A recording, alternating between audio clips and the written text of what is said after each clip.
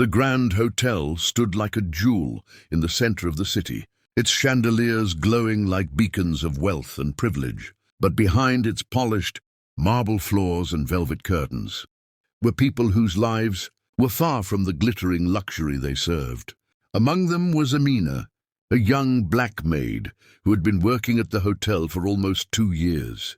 She wore her neatly pressed blue uniform with white trim, her yellow gloves snug on her hands as she changed sheets, polished mirrors, and tidied the rooms of guests who barely noticed her presence. To most, she was invisible, just another staff member blending into the background of wealth and opulence. But Amina had secrets no one around her could have imagined. She wasn't just a maid. She was a woman with a brilliant mind, a gift for languages, and a history that could rival the novels tucked away in the grand library of the hotel's top suite. That day, as she worked in one of the most luxurious suites, her world collided with someone who would change her life forever. The suite belonged to Mr. Alexander Van Doren, a young millionaire whose name carried weight across industries, real estate, tech startups, and investments. His appearance was as striking as his reputation: tall, broad-shouldered, with silver-streaked hair that gave him a regal charm, and eyes that seemed to judge and calculate everything they saw.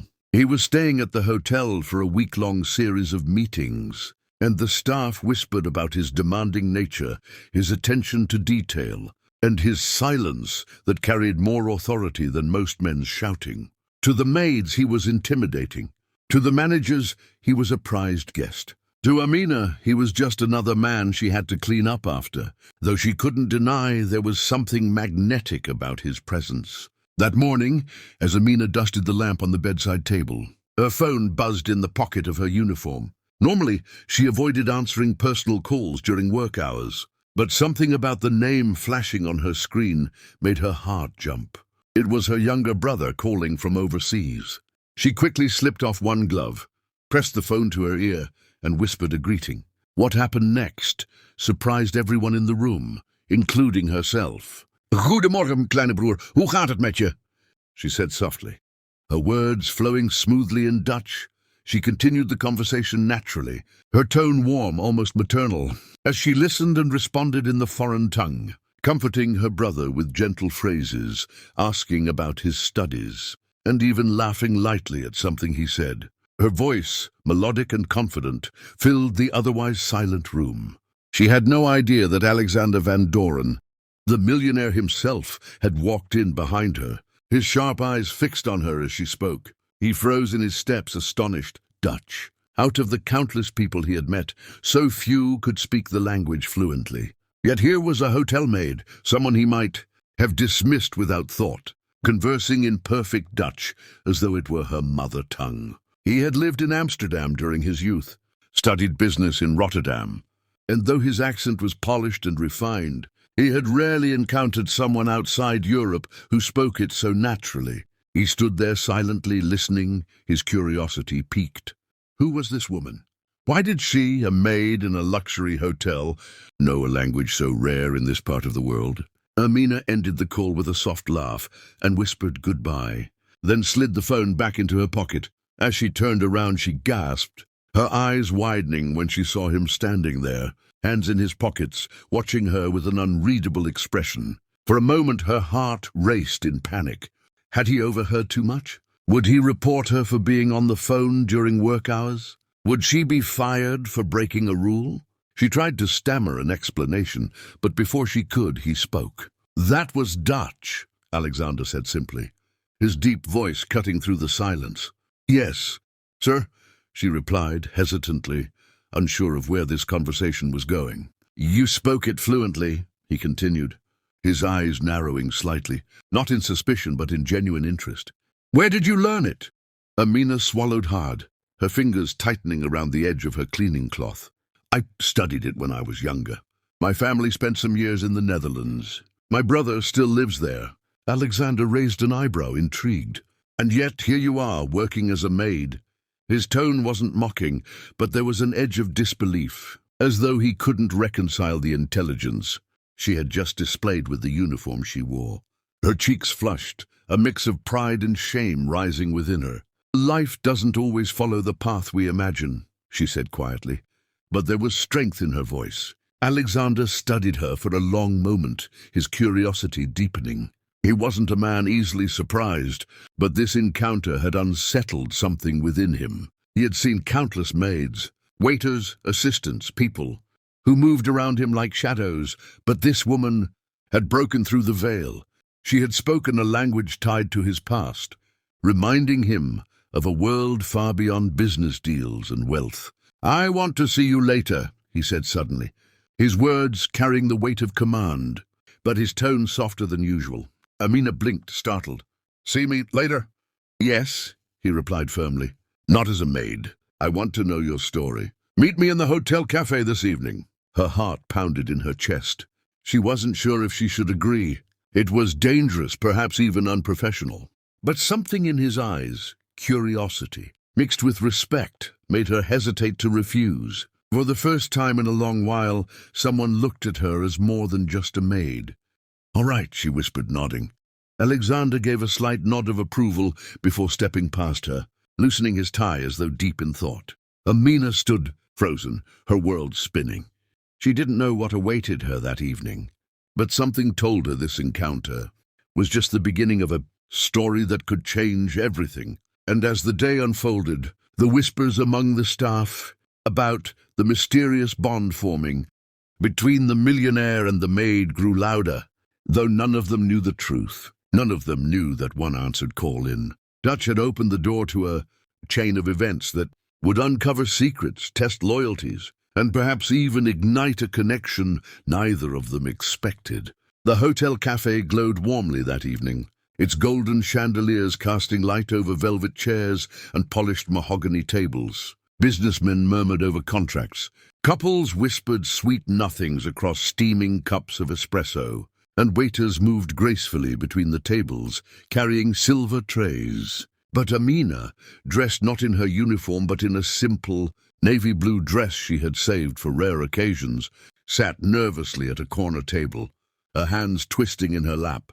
She felt out of place in the elegant surroundings, her heart pounding as though the walls themselves were watching her. She wondered if she had made a mistake by agreeing to meet Alexander Van Doren, the millionaire whose world was galaxies away from hers. Every instinct told her to remain invisible, to blend into the background as she had always done in her role as a maid. Yet something deeper, something inside her soul, pushed her forward, curiosity, hope, and the faintest spark of courage she hadn't felt in years. When Alexander entered the cafe, heads turned subtly. He was the kind of man who drew attention without trying. Broad-shouldered in his tailored grey suit, his expression serious yet contemplative, his aura of power undeniable. But his eyes softened the moment they found Amina, and instead of sitting at the center of the room, as most wealthy men might, he walked directly to her quiet corner. She stood automatically, awkwardly, unsure if she should offer a handshake or a smile. He solved the dilemma by simply nodding, his presence steady, calming. "You came," he said softly, as though her presence had been uncertain. "Yes," she whispered, her voice betraying both nerves and determination. He gestured for her to sit, then took the seat opposite her, studying her not as a maid or a worker, but as someone of equal presence. For a moment, silence stretched between them, filled only by the clinking of glasses and the faint music, playing from the piano in the corner. Finally, Alexander leaned forward, resting his hands on the table. "I need to know," he began, his voice steady, "how a woman working as a maid in this hotel speaks Dutch with such fluency. I need to know your story." Amina took a deep breath, her fingers curling around the edge of her chair. This was her chance, the moment to reveal a part of herself she had buried for so long. Her eyes glistened as she spoke, her words carrying the weight of years of silence. "My father was a professor," she said slowly. "He specialized in European history. When I was a child, he received a teaching opportunity in the Netherlands. We moved there, and for years, my brother and I grew up surrounded by the language, the culture, the people. I loved it. I studied hard, dreamed of becoming a translator, maybe even a diplomat someday. But Her voice cracked slightly, her gaze dropping to her lap. Life changed. My father passed away suddenly. My mother couldn't support us abroad. We returned home, and everything we had built disappeared. Money was tight. My dreams. She paused, pressing her lips together, fighting back the emotion threatening to spill. My dreams had to wait. I worked wherever I could, and now I'm here. Alexander listened intently. His sharp eyes softened with something Amina hadn't expected, empathy. He didn't interrupt, didn't dismiss her words. When she finally lifted her gaze to meet his, she was startled to see not judgment but admiration. "You're remarkable," he said after a long silence. "You've lived through more than most people in this room could even imagine. And yet here you are, still speaking Dutch as though it's woven into your soul." Amina gave a small, sad smile. "It is a part of me, even if the world doesn't care." "The world will care," Alexander said firmly, his voice carrying the same certainty that had built his empire. "Because I care." His words sent a shiver down her spine. No one had said anything like that to her in years. She had been overlooked, underestimated, forgotten. But this man, a millionaire, who could have ignored her, was telling her she mattered. They spoke for hours that night. Amina shared stories of her childhood in Amsterdam, of biking along the canals, of the taste of stroopwafels on winter mornings. She spoke of her brother, still living in Rotterdam, studying to become an engineer, the pride of their family. She even confessed her love for languages beyond Dutch, French, Spanish, and a bit of German she had picked up in school. Alexander, in turn, shared fragments of his own past. He spoke of his years in the Netherlands, of long nights studying business while walking the same streets she had once known. He revealed pieces of himself rarely, shared with anyone how wealth had given him power but not peace. How he often wondered if those around him valued him for his money or for the man he truly was. As the hours slipped away, something unspoken grew between them.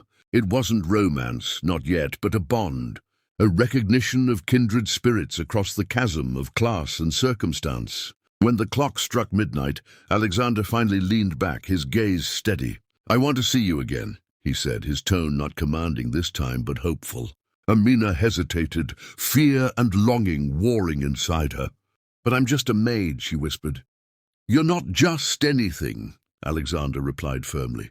"You are extraordinary, and if you'll let me, I want to help you find the future you deserve." Her breath caught in her throat, emotions swirling. Part of her wanted to refuse, to retreat into the safety of anonymity. But another part, a braver, hungrier part, longed to step into the light he offered. She nodded slowly, her voice trembling. "All right, I'll see you again." And with that, the seed of something extraordinary was planted. Neither of them knew where it would lead, but both sensed that their lives had shifted forever.